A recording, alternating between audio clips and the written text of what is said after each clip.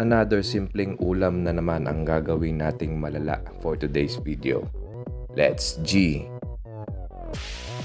Gagamit tayo ng marinated boneless bangus. Iprito lang natin yan sa second hand nating mantika. So habang nagpiprito ako, sayaw ka muna. Opa Gangnam Style. Hisese.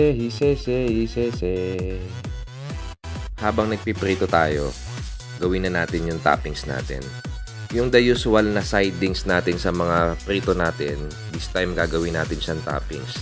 Naganda lang ako ng sibuyas, naghiwa na rin ako ng kamatis, at isunod na rin natin yung itlog na maalat.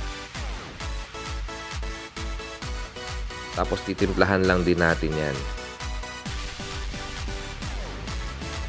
Nilagyan ko lang siya ng 1 kutsarang mayo, pampadagdag lang dun sa moisture niya para hindi siya dry na dry. Paminta, garlic powder, at sabawan natin ng patis. Pangontra sa alat.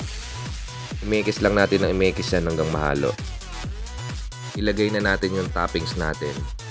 Yung mismong toppings na yan, napakasarap na yan. Ulam na yan. Tapos meron ka pang malinamnam na bangus. Tapos lalagyan mo pa ng cheese yung ibabaw. Kung hindi ba naman magiging malalayan ng sobra, di ba? So napakasimple lang yan, pero binigyan natin ng buhay at kulay. Para naman ma-enjoy ng pamilya natin yung pagkain natin. Kaya hindi na natin kailangan lumabas para makakain ng masarap.